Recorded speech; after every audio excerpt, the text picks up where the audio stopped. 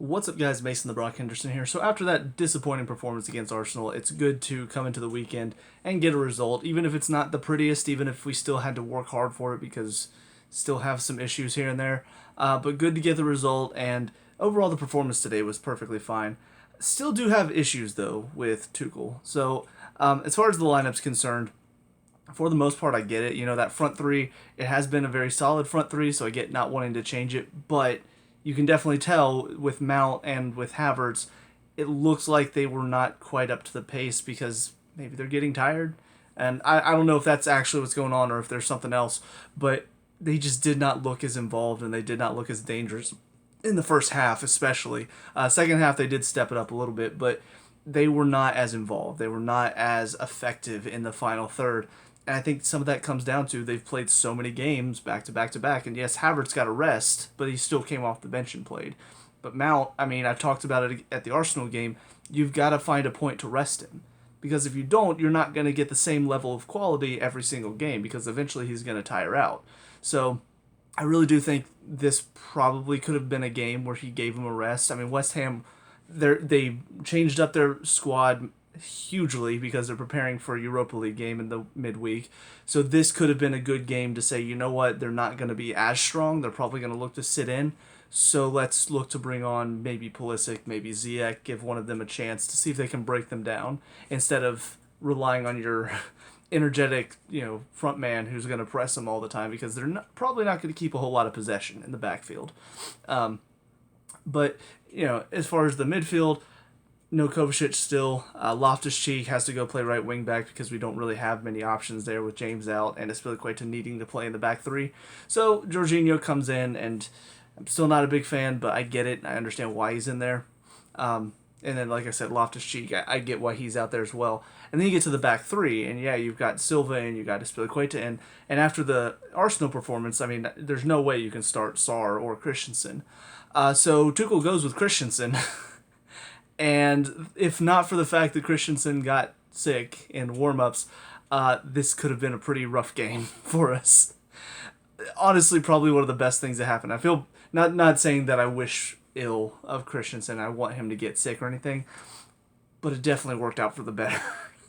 And Tuchel, thankfully, didn't go with Sarr. He's like, all right, Chalobah, here's your chance to prove yourself to me. Even though he's done it multiple times already this season, but yeah, go out there and prove yourself. And it makes no sense why Christensen would start this game anyway. After he was hooked off at halftime against, I think, Real Madrid in the first leg, hooked off at halftime in Arsenal, hooked off at the end of Palace after nearly gifting them a goal. All these games where he's just constantly made mistake after mistake, his defensive positioning is awful, and yet you still were going to start him today. And I wouldn't have this much of an issue if not for the fact that Tuchel literally said, oh, the reason Chalobah's not playing is because he was in a bad run of form.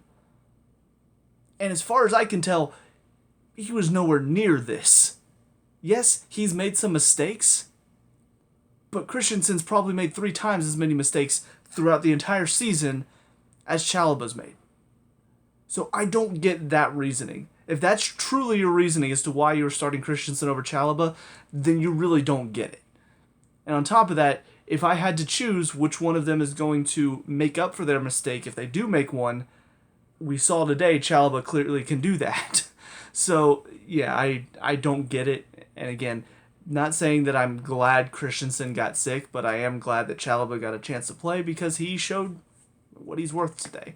So, but yeah, for Tuchel, I don't know. I just feel like there's got to be either something going on behind the scenes that we don't know about, or there's just some bias there. Because I know Christensen has a little bit more experience at the Premier League level than Chalobah. Obviously, it's first season for Chalobah in the Premier League. But I still don't get, after all the performances that we've seen this season, how you can look at this between the two, at least based on what we're seeing on the field. That's why I'm saying it's got to be something going on at training or behind the scenes that has made Tuchel go, I don't really want to play this kid. Because when I watch him play, even with those few mistakes that he has, there's still so much more. And what it comes down to is, when I look at my defense, my first thought is, do I have players that can defend? And if they can't, then I don't really want to use them. And that's where Christensen and Sarr both fall short. when it comes to being on the ball, that is kind of a second thing you want to look for because we do keep a lot of possession in the backfield. So can we find somebody back there who can defend and keep possession? And honestly, Chalobah on the ball isn't the best. Obviously he's had some good shots, he's had some good passes, but there have been some mistakes whenever it comes to being on the ball. He made one today. And honestly, Azpilicueta is kind of the same way, so I wouldn't be surprised if that's why Tuchel's gone with James in the back instead of Azpilicueta recently. But the thing is, I would much rather have somebody like Chalobah or Azpilicueta that can defend well and maybe are a little risky to keep possession with, rather than a Christensen who is pretty good on the ball, but his defensive capabilities are just so bad compared to some of our other options. So, but anyways, on to individuals. Mendy in goal didn't have much to do today. He had one save. It was like a double save that he had to make, but Yarmolenko was offside anyway, so the one thing that he really had to do today didn't even matter because he was off. But yeah, for the most part, he was fine. There was the one moment that I felt like, I think it was Alonso that was dwelling on the ball way too long, and it got me really worried because Alonso's sitting there and I see the pressures coming. Somebody's pressing Alonso, and I think it's Ben Rama's making a run across to close down Mendy. And I'm just thinking, you got to play it quick. You got to play it quicker than that. And then by the time he plays it, I see Ben Rama is closing him down quick. Like he's right on top of Mendy. And that really worried me. And sure enough, bad ball out to a West Ham player. Thankfully, the first touch wasn't great, so he wasn't able to pick his head up and have a shot. But, it's a little bit on Alonso because you should know that Mendy's not great with his feet, so play him sooner so he's not playing under pressure. But for Mendy, how many times are you going to have these issues with your feet before you decide, you know what, maybe we should work on this? And if they are and it's just not working for him, well, then that's a problem. Because as much possession as we keep in our backfield and as many times we have to go back to our keeper, we need a keeper who's going to be able to get himself out of a tough situation with his feet. Like, that's just what we need back there. And yes, I know Kepa can sometimes do that, but, again, same thing when it comes to defending. I want a keeper who can save first. I want a keeper who can make saves, who's good in the goal first, and then we look for somebody who can also play with their feet, since that's what we tend to do a lot of. So yeah, just a little something that's frustrating, but aside from that, very much a passenger today. Into the back three, Silva in the middle again, and so much more calm and confident than Christensen is, and that's no surprise because he's a beast.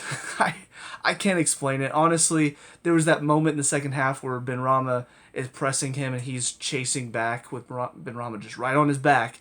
I'm thinking, ooh, this is not a foot race I want to see. And then all of a sudden he's just a good 2 yards ahead of Ben Rama. Just like, are you kidding me? Like, this is ridiculous. You're 38 years old and you still have that much pace in you. That's not fair. Oh, but I'm glad to have him, and as long as he can play, again, I think he's 10 times better than Christensen, even if he's not at 100%. So there's no reason not to play him. Unless he's literally at risk of being injured if you play him again. Maybe then. But even then, I would say you play him as long as you can. You give him 45, 60 minutes, and then you sub him off or something like that. Just so we don't give up an early goal with Christensen back there and put ourselves in a hole. But yeah, very solid game from him again. Azpilicueta, I can see where some of the issues are starting to show themselves in his game. The age is starting to show a little bit, and it's mainly on the ball. Defensively, I think he's still got so many qualities that make him effective and so many things that, honestly, if he ends up going, which I think I heard that they're planning on just using the extension in his contract to keep him around one more year. I really hope that's the case because just watching him defend, there was the ball that he gave away, and I don't remember who it was now that poked the ball off of him.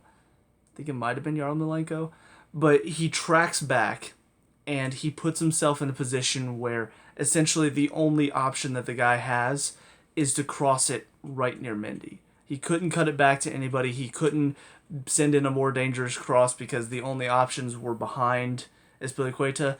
And that just shows yes, he gives the ball away, but he knows where to position himself. And honestly, he was slower than whoever poked it off of him. So the fact that he did well to put himself in a good position to block the cross that would have been more dangerous shows just how effective he can be at cleaning up his mistakes, at cleaning other people's mistakes. He's still got so many defensive capabilities to him that just make him invaluable, in my opinion.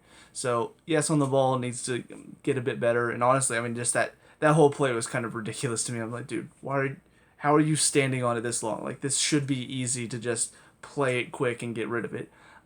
But, again, defensively, very solid. Chalobah, same thing. Yes, bad touch, gives the ball away to Benrahma, but instantly makes up for it by putting himself in behind Benrahma and winning the ball back so quickly. Christensen does that 100%, either gives away a penalty, a corner, or lets the cross in, and then they get a good chance. Because Christensen doesn't have the pace and the energy and the defensive capability to make up for a mistake like that, whereas Chalobah does. And he had so many moments today where he's winning crosses, he's blocking shots. I don't understand how you can watch him play as a defender and say, you know what, I just don't see it. I don't see what he's got. I don't see his defensive capabilities. I don't see that at all. How can you not?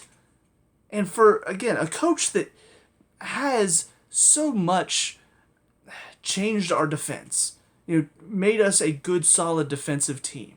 That was something that when he came in, it was something that Lampard really struggled with, and it's something he's still struggling with at Everton. I don't think Lampard knows how to manage defenses very well. And so when Tuchel came in, you saw the change. You saw the players he brought back in. You saw the players that suddenly just found their form because Tuchel knows how to manage defenses. I don't understand how he cannot look at Chalobah and say, that's a defender that I want. For a coach that apparently can handle defenses very well, I don't get that decision. Because every time I watch Chalobah, I'm thinking he's a good defender. On the ball, still a little shaky, still got some issues, but defensively, he is solid. And he is an asset, and he shows time and time again why he's so effective. And on top of that, he gets in the goals too. The shot he had today was very good. Nice little outside the foot, kind of little bend away from the keeper. Fabianski made a good save on it. But clearly, he's also effective in the box. You put him on corners, he's won how many headers? God, I don't get it. I really don't. And I hope today is a way for people to go, okay, Tuchel, you have to play him now. Because, there's no reason not to. Based on Christensen and Sarr's recent performances as well, there's no reason not to start Chalobah.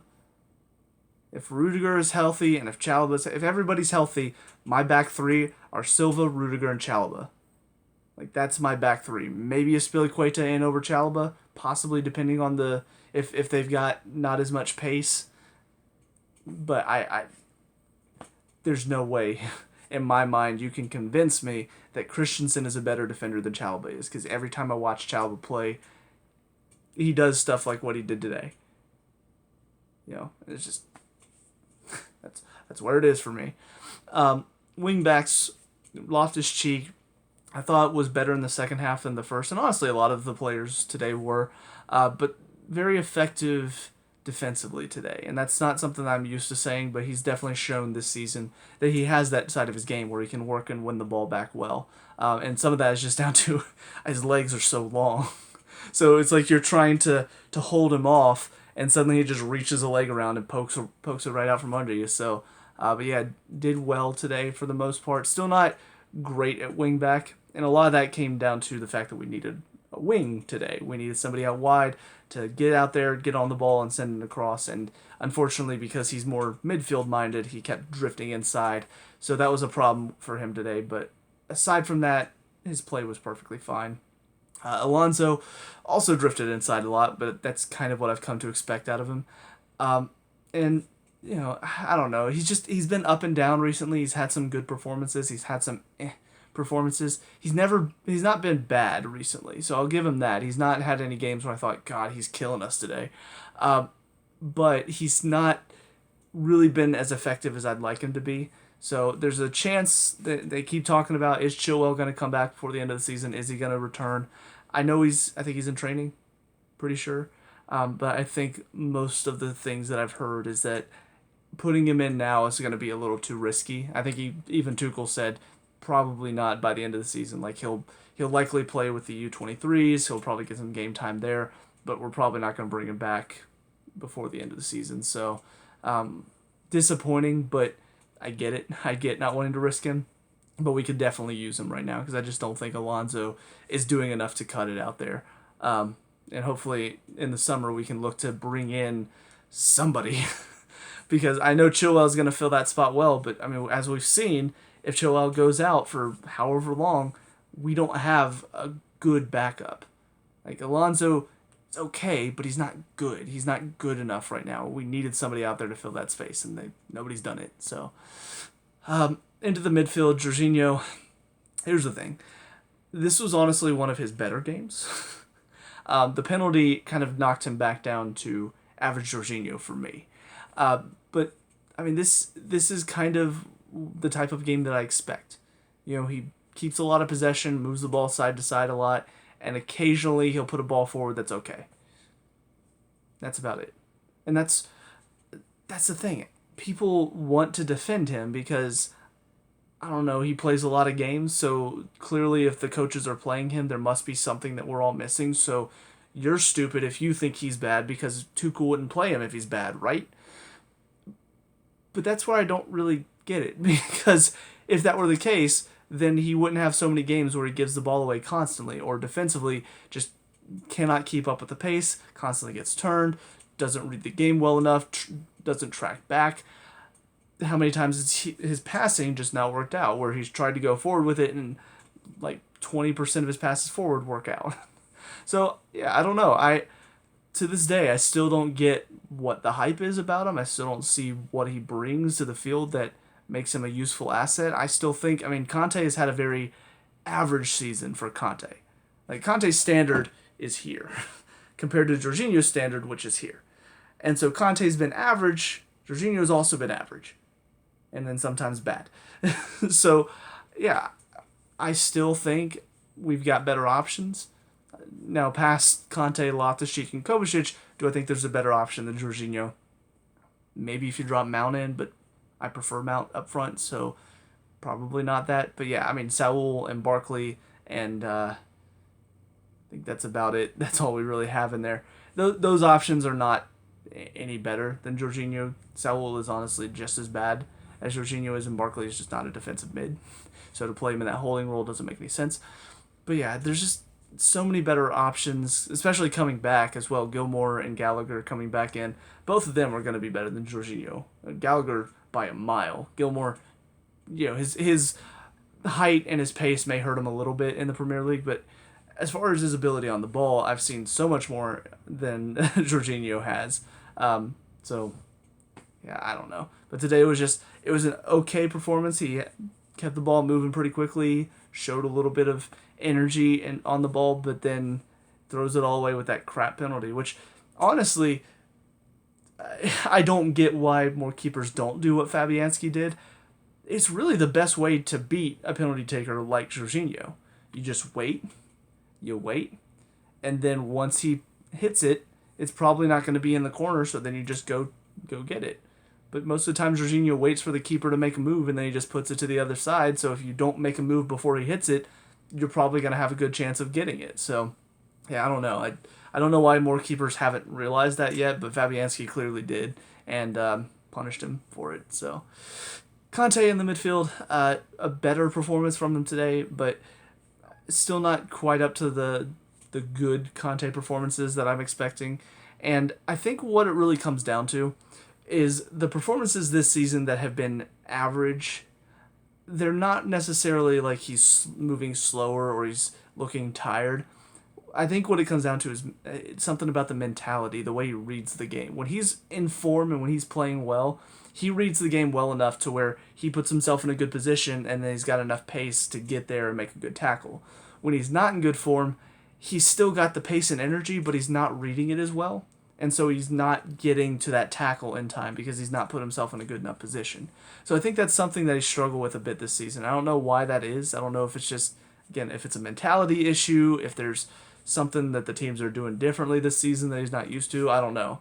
But he's definitely not been the same level of quality. But again, based on his athleticism alone, I still put him well ahead of Jorginho, even if he's not having a good season.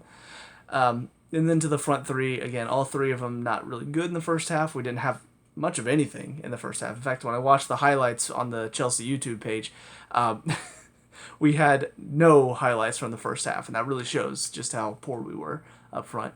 But, I mean, part of it was West Ham were really packing it in, and, they didn't really have a lot of their starters out, so it makes sense that they wouldn't be very aggressive in the first half. But we weren't really moving the ball very quickly, and when it did get up front, it just felt like there wasn't a whole lot of movement between that front three. And on top of that, something that changed in the second half that, again, I don't know why we do this, but Werner was playing out wide. Again, I don't get it, because in the second half that change happens. Werner comes inside, Havertz slides a little bit, not necessarily out wide left, but he plays a little bit deeper. But Werner stays in the middle, and then he makes those runs outside from the middle. It's so much more effective. I don't understand why we continue to go, all right, let's put Werner out left today and see if that works. And then he gets out there, he plays the wing, and occasionally he'll put in a good cross, but for the most part, he's just sort of out there, dribbles, and then passes it back because there's no options. Because nobody's really moving as much as Werner does in the middle to open up space for somebody to find a pass. It's very simple.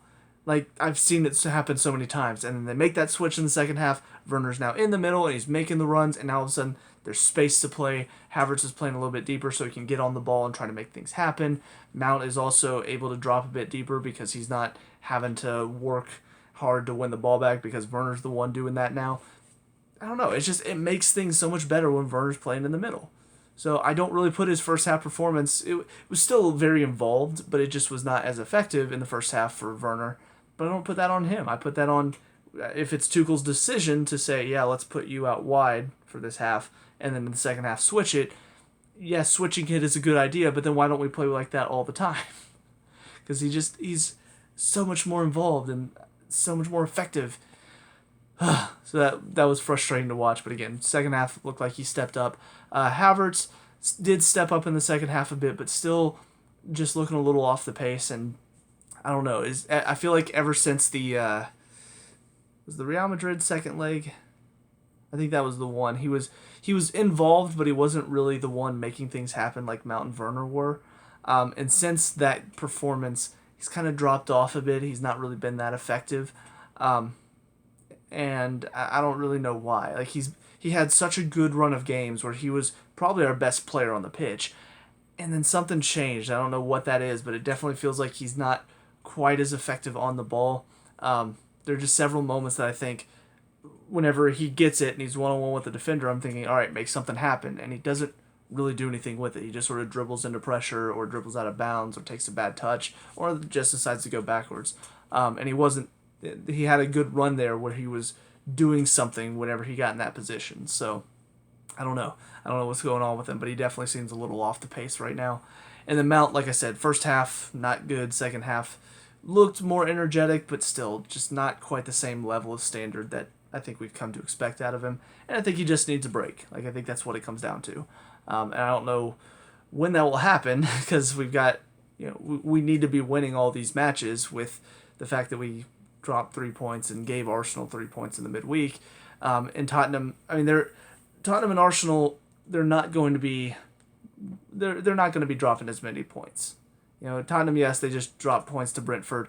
But both of those teams, they're going to be working hard to make sure that doesn't happen.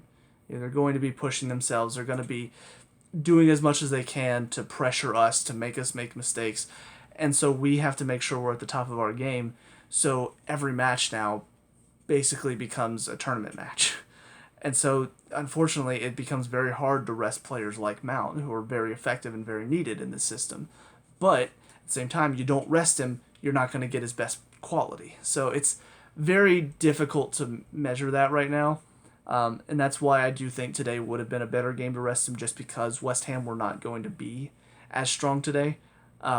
because I think we played Man U in the midweek. That's going to be a bit tougher of a game to handle, and you're going to need Mount because as bad as Man U have been, they tend to turn it up a little bit better against top teams, and we have a tendency to go to teams that are not in good form and not perform. So yeah, it's going to be a game that we need to be at the top of our game, and we're going to need our best players, which means Mount should be out there. But I just worry he's not going to be at the same level of quality that we need him to be. So as far as the subs that came on, all three of them came on at once, and they did come on maybe a little too late for my liking, but at least with enough time to be effective. It was Ziyech, Lukaku, and Pulisic all came on at once. As far as who they came on for, I mean, it was fine. I didn't necessarily want to see Lukaku just because it's Lukaku and he's still not really giving us anything. But, I mean, he did okay today. He did win the penalty that got Dawson sent off. I don't know what happened there with Dawson because, I mean, he was having such a good game against us and then suddenly just lost his head, got so easily turned, and then decides, I'm going to pull you back right before Lukaku had the shot. And what sucks about that, though, is as good as Dawson was today, now he's not going to be available when they face Arsenal next week. And we probably needed West Ham to have Dawson next week. So that was a little unfortunate in that sense. But yeah, Lukaku's turn on him was perfectly fine, but still, overall, too many moments where I'm thinking, nothing. You've got nothing for us. You're just a body out there. If the ball goes somewhere near you, maybe you can make something happen, but for the most part, if it's not within 2 yards of you, you're not getting to it. And honestly, I think a good example of the difference between Werner and Lukaku, there was a chance in the second half where I don't remember now how it fell to Werner, but basically falls to Werner's feet. He's in the 6-yard box.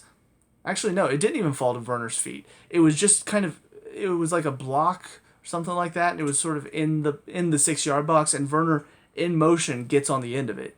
Now, it takes it too far wide, puts it in the side netting, but all I'm thinking is if that's Lukaku, he's not there to win it. He's not there to go get that ball. He's probably made a run to the back post behind a defender, and then it gets blocked, and it falls into that kind of middle area where somebody should be, and nobody would be there if Lukaku was in.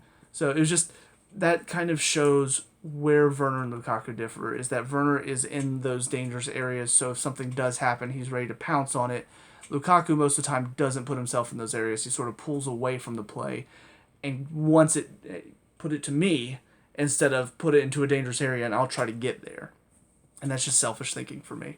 Ziyech moved him out wide for Loftus-Cheek. I would have actually preferred that Jorginho come off and Loftus-Cheek go in the midfield for maybe a little bit more energy in there, but whatever the case, I do think Ziyech is a good option to play out on the right wing back role, just because he's good at staying out wide and sending in crosses from over there. So it's something to look at. I know defensively he's not as good as James or Loftus-Cheek, but if we're going to face a team that maybe is going to sit in a little bit more and he's not going to have to worry about getting back as much, I think he might be a good option to look at, because that's one of the reasons why he's not playing, is because in that front three he doesn't get as wide, because the front three is supposed to be more centralized. So if you play him at the wing-back role, he will be able to stay wide. He will be able to provide that width and that service from the right side that we want him to send in. So it's something to look at. It's something that I think should have been looked at maybe a little sooner, because I think Ziyech's still he's still a very effective player. Like, anytime I watch him, he's trying to make things happen. It doesn't always come off, but he's still giving that effort. He's still trying. Whereas some people, they just go out there and it just seems so just predictable, I guess is the right word for it. Ziyech, you don't really know what to expect. Sometimes he'll have a shot, sometimes he'll put it across, sometimes he'll just, dummy the cross and then just play it out wide. So you don't really know exactly what to expect. And I think that's something that hasn't been utilized enough this season. And then Pulisic, obviously getting the goal is fantastic for him. And people have been asking, or at least people, I guess, who want to hype him up because he's the American kid playing at Chelsea. Mainly like on NBC, Robbie Mustoe was talking about it today. Just talking about, this is a perfect game for him. The problem with Pulisic is that he's had chances You know, Robbie Musso was asking the question of like, why is he not getting an extended run in the side? Why is he not getting a chance? The problem is he's had those chances. Even under Tuchel, he had those chances. He got the runs in the side where he played a few games in a row. The problem is whenever he starts, generally he's not quite as effective. Like most of his best performances have come off the bench. So the role of super sub, I know, is not necessarily something a player wants to have because that means you're getting subbed in instead of starting, and most players don't want to get subbed in, they want to start. However, if you're not showing as much when you're starting as when you're coming off the bench, then most coaches are going to go, okay, well, he's more effective as a super sub.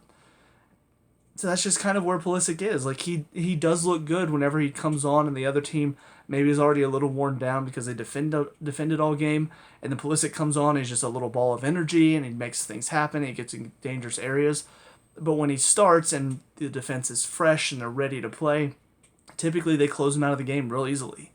So it's something I don't know. I don't know how to fix that. I don't know if it's something he needs to do, Pulisic, or if it's something that Tuchel needs to figure out how to work him into the system a bit better. But I definitely do think right now he's better coming off the bench. Like not that I don't want to see him given chances and rotated in, because I want that front three that we had today to get some rest because we need them to stay fresh. But right now, if we're putting in our starting 11 and they've had time to rest and they're all fresh, Pulisic doesn't make that starting 11. He's in the 18. He makes the bench, or well, I guess now it's 20, isn't it? But he makes the bench because I know he's a good tool to have off the bench. Not saying that people are tools, but you know what I mean. I think that's kind of where he is right now, and unfortunately, that's sort of the stigma that he's brought upon himself by constantly showing good things off the bench, but then not showing us much whenever he starts. So, all in all, like I said, good to get the win today. We needed it. Tottenham dropping points also helps us out because it means really we only have Arsenal to worry about right now. But it still is just so disappointing with the loss in the midweek, how much closer we could be. And again, I'm not gonna say that we could have challenged Liverpool or Man City because we were too far behind at this point in the season. Like we didn't set ourselves up well. That winter season killed us. But we could have at least put ourselves in a situation where if Liverpool or Man City did start to maybe drop a few points, maybe one of them just has a rough weekend and they drop 2 or 3 points, now all of a sudden we put ourselves a little bit closer, and it's like, oh no, now we have to worry about third place catching up to us. So it's something that was a possibility, not a likely possibility, but a decent enough possibility that it's sad that we didn't do our job in the midweek, and now we're more worried about fourth place catching up to us than we are worrying second place of catching up to them. So, but all in all, that's it. That's all my thoughts. So let me know what you guys think down in the comment section below. What were your thoughts on the game today? Let me know. We can talk about and discuss all that good stuff. Leave a like and subscribe for future Chelsea reviews, and I'll see you guys at the next one. Peace out.